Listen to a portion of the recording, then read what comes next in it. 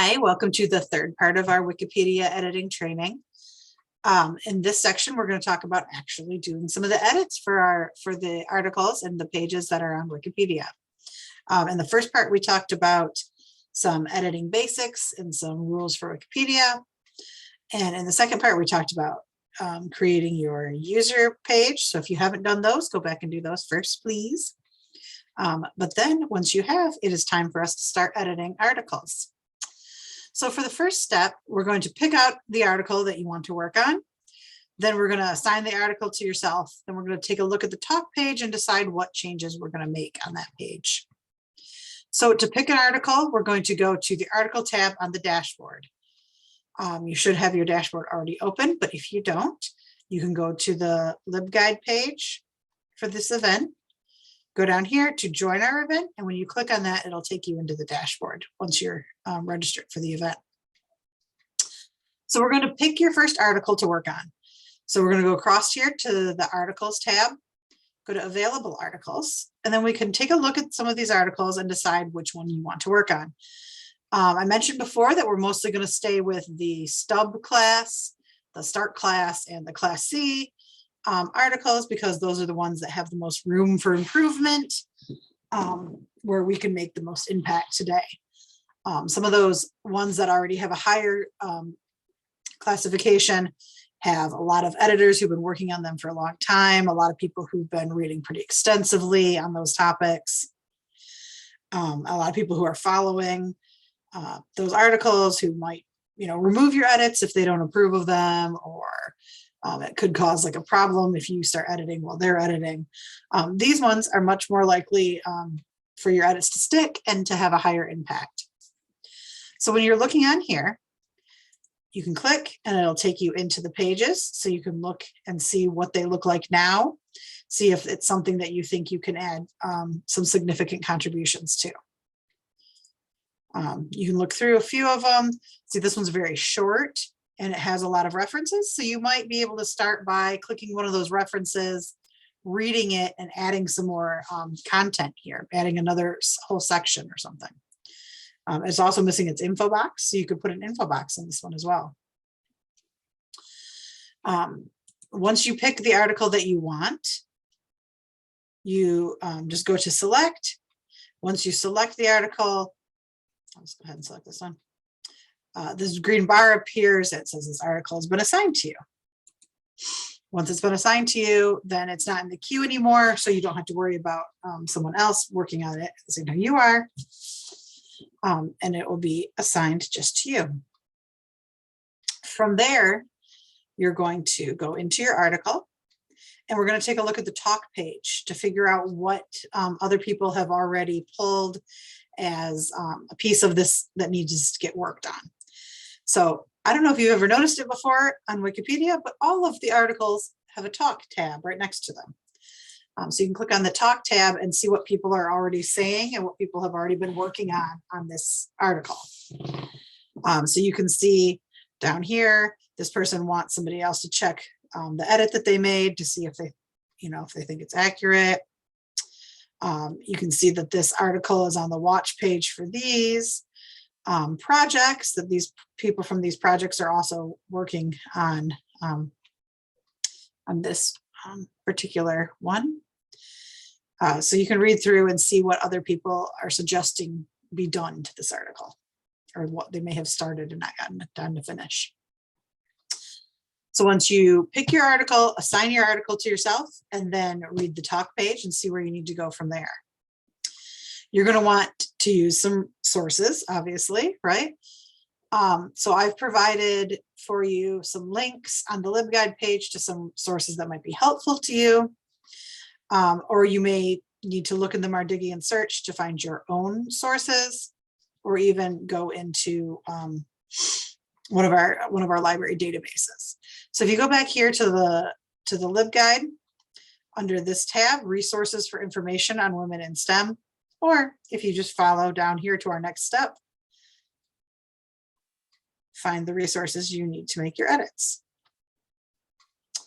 On here, you'll see some information on how to do a search in our Mardigian search. If you don't know how to do a database search, here's a whole guide that I wrote on doing database searches. And then this link here will take you to our complete list of databases if you want to drill directly into one of the databases. But our Mardigian search is a federated search, so it searches inside of those databases. So it is a pretty good place to start. You can just type in the name of the person that you're looking for information on.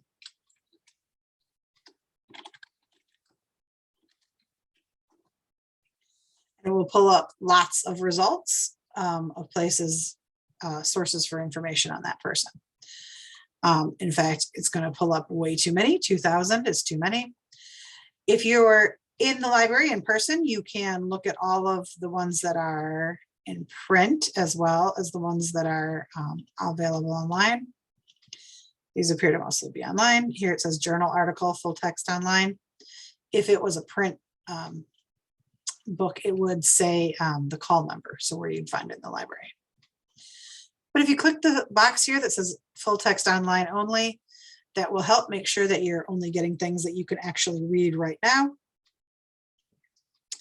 This looks like it is in service to the life and work of me. This looks like it would be a good resource for information on this person. You can click full text online. You'll have to authenticate using your email, password, and username. Sometimes, but not for this in particular. But now you can read through this full text to see what information is in here that isn't already in that Wikipedia page. Then you can go about adding that information and citing this as your source. And I'll show you how to do that in just one second.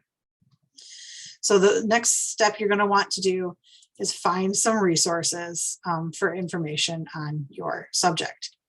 I listed out a few here if you need something to get you started. If you're in person at our event, then you can flip your cups over and one of us will come by and help if you need help. Or if you're doing this online on your own, as long as it's during library hours, you can click on this sticky chat box. So wherever you go on the library's page, this chat box sticks. You can scroll up and down, it's still there.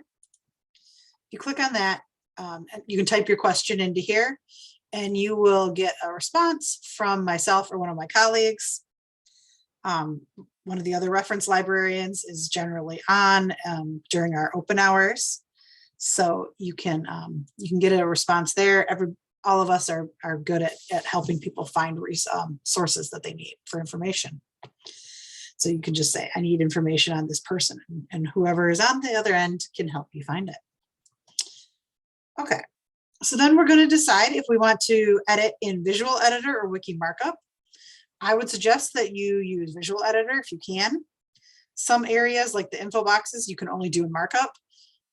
So I would do what I can in visual, and then if you have to switch to markup to do something more detailed, you can do that when it comes time to do it. So let's open our article that we're going to work on. This is the one I'm going to work on with you to show you all of the steps. You can go up here to edit.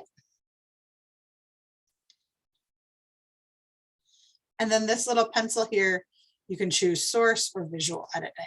I'm going to pick visual editing. Visual editing is very simple to do. You literally can just click and it'll insert your cursor and you can type. So it's very easy to do visual editing. So I would recommend starting that.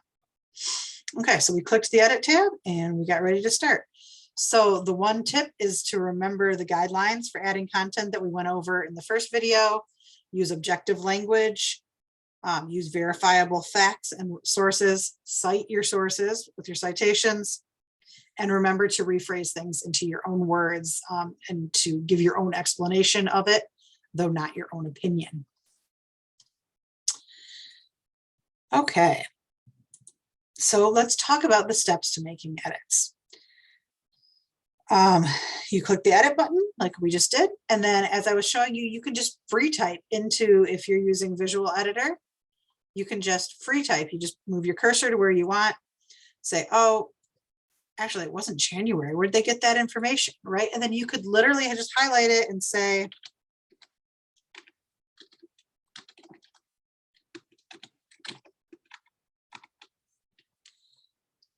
and just type the new information in there. It even tells you when you make a typo. Okay. If you are adding new information in there, then you're going to want to put your source. So when you're done typing a piece of information, you're going to hit the button that says cite. And it's going to give you some choices. You can either put in a DOI, URL, ISBN, or some other identifying mark for your source, and it will populate it on its own. Or you can manually enter the information for your source. Or if you're using a source that someone else has already put down here, you can reuse those. So say we got that from this source here. It even renumbers it for you. So since that's the first source used, now it's source number 1. So putting in sources is super easy. Making your edits is super easy. The next step, the next step is going to be that you have to enter something in your edit source. Okay, so this is the change that I made. Obviously, I'm not actually going to save that because it's not a correct change. But I would go to publish changes, and under edit summary, it says describe what you did. So I could say updated with correct birthday. And then you'd hit publish change, and that would make that change go live immediately. Since that wasn't a real change, I'm going to close it, and it's going to tell me that my changes aren't saved. Well, that's good because I don't want them to be. But then I can go back here and reopen the page again. So if you find that you messed something up, or that you made a bunch of changes and can't remember where they all were, or you can always go back that way also and just close it and try again, as long as you don't hit save first. Okay, so adding links. So I just showed you how to add citations. I can also show you how to add a link. So if I want to talk about what a medical degree is, if I want to link this out to the page about, what would be a better one is immune system. So we could link this to the other Wikipedia page on immune system. Highlight the word, you click the little chain links. This will tell you other Wikipedia pages that have a similar name. So you can pick one of those to use as your link, or you can pick an external site. If you have a full URL, you can type that in, or you can just link to another internal Wikipedia page. So we're going to link that to the one on immune systems. Again, if I want that change to go live, I push publish change. I can put in here the type of change I made, say added hyperlink, and then push publish changes, and it'll make that change go live. Of course, I don't want to do that, so I will undo. So adding links is super easy as well. The next important thing that we can add is adding categories. We talked at the beginning about how following those breadcrumbs of categories can help you find other people that are related to your subject. So to do that, you have to first enable it under your preferences. So if you want to go and add changes, you have to go to your own preferences, go to gadgets, and we want to enable a gadget called Hotcat, because that lets us be able to make changes on categories right from your page. Then you're going to save your changes once you've enabled Hotcat. Then you can go back to your page for your subject. And now we have little pluses and whatever that shape is. So for the pluses, I can add a new category. I can just type in what I want it to say. Women in,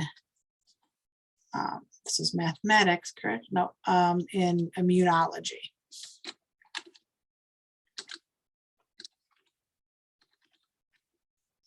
And then hit OK. Oops, and I misspelled it. and then hit OK. All right. So you can add categories that way if you find that somebody's missing a category. Info boxes. So this person has an info box. This is her info box, but there isn't very much information in her info box. So if we click on her info box, sorry, we had to click edit first. And then we click on her info box, it will say that this has been generated from the template scientist, but we can edit that. So we want to add some more categories here because there isn't very much there. We can add her native language. She's Swedish, so her first language probably isn't English, but if we can find a source somewhere to tell us what it is, we could add that as a field, and then we could type in. But as always, we need to make sure that we have a source for that. And then you'd hit apply changes, and it would ask you to confirm. I'm not going to. I'm going to discard because I don't have the source for that. Okay, so you can do that for info pages if they already have one. If they don't already have an info page, like this person does not have one, what you can do is you can say edit source, and you can add the code for an info box. So you can insert template, and the template was called, we can go back here and look, it's called info box scientist. So we can go back over here and we can say find template info box scientist. And it will ask us to fill in this information. So then we can do that, and that will allow this to populate on a browser search much easier. It'll make it that one step quicker for someone to find out answers about this person. Okay. Images, you can see this one also does not have an image. It has been shown that images, pages with images are viewed longer. So theoretically being read more detailed. They're clicked on more often. So adding an image is a great idea. However, because all of the Wikimedia content is Creative Commons licensed, that means that any images that you use also have to have a Creative Commons license. That makes this a much more complicated endeavor than we have time for today, but there is other training modules you can look at for those. But if you either have taken photos yourself, or if you can create diagrams yourself, or if you work for an institution that would have the copyright over images, then this will probably be much easier for you. Like if you work at an archive or museum, or even a university that may have headshots of their faculty members, this would be a good use of your time. So I would advise you to look into doing that in the future. Okay, I'm going to state it a few more times just for emphasis. Don't forget your citations. We all hear instructors tell students, don't trust what you read online. Don't use Wikipedia as your source. You can't cite Wikipedia. They're right. The power of Wikipedia is in its citations. You know, it is a great place to start learning about a topic. You get a detailed outline. You can see the main points. You can see any controversies. You can see split viewpoints. You can see what aspects are up for debate. You can find vocabulary that will help you do deeper searching, but it is an encyclopedia, not a research database. So you have to make sure that your readers can actually use the work you've done today by putting in your sources, because they should never be citing your Wikipedia article. They should always be citing your sources. They need to look back at your original sources where you got your information. So adding citations, as I showed you, is very easy. You put in where you want to add a citation, you click the cite button. You can automatically type in like a DOI or a URL, and it'll create the citation for you. It'll put it at the right number. It'll add it to the list at the bottom. Or you can add all the information yourself, or you can reuse a citation that's already been cited in that source. But do include citations. Every paragraph, if not every sentence, should have a citation at the end of it. You could have multiple citations at the end of one paragraph, or even at the end of one sentence. So don't worry about oversighting. The whole idea here is that none of it's new research. It's all things that are verifiable from other sources. You're just showing people how to get to the information and what information they should look for. Here is a quick 1 minute and 25-second video that you can watch on creating citations, as if that wasn't clear enough. And then the last step before you do your publish your edits is to edit your edits, right? We're writing in an encyclopedic style, so it's important to use a formal tone when adding content to Wikipedia. This isn't an argumentative paper.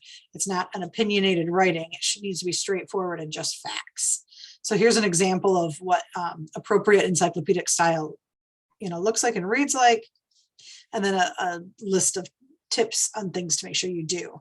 Use plain language, be brief, cite your sources, attribute viewpoints to the people who are holding them. They shouldn't be your viewpoints in here anywhere. And avoid stating conclusions unless it's someone else's conclusion that you're stating and attributing to them. So you're not going to draw your own conclusions. No original research here. Okay. Make sure you save often, save frequently. If somebody doesn't like an edit you've made and they reverse it, it's better to have them reversing one edit instead of 20. So feel free to publish changes often. I'm leaving this event active for the next 2 weeks. So if you want to do any more edits and want to give this event credit for your edits, you can do that on your own as you work. If you didn't finish something, in the time you've allotted today, you can come back and work on it again later. Even once this event is no longer active, you won't have access to that list that I have anymore for you. But you can use your own judgment and look at whatever pages you think need help. There is plenty of places for you to look for more training. There is always events going on, virtual or in person, nearby or online, that you can join. And in that first video, I showed you lots of places to go to get further training. Also on the LibGuide here at the bottom, training for this event is here, but then resources for future training are below here. So this is a good way to get you started if you're looking to do something like adding images or something that we didn't go over today. I feel free to email me if you have any suggestions or recommendations or questions. For the people who are attending in person, I'll have printed evaluation forms for them to fill out. But just because you're doing this training online or maybe at a different time, you're still welcome to give me feedback. Here's my contact information. And then this is the contact information for Chris, who is my boss, who will be attending the in-person session with us as another helpful person who is an experienced editor and can help with troubleshooting. So yeah, if you have any questions on this or anything else, please reach out to one of us, and good luck and happy editing.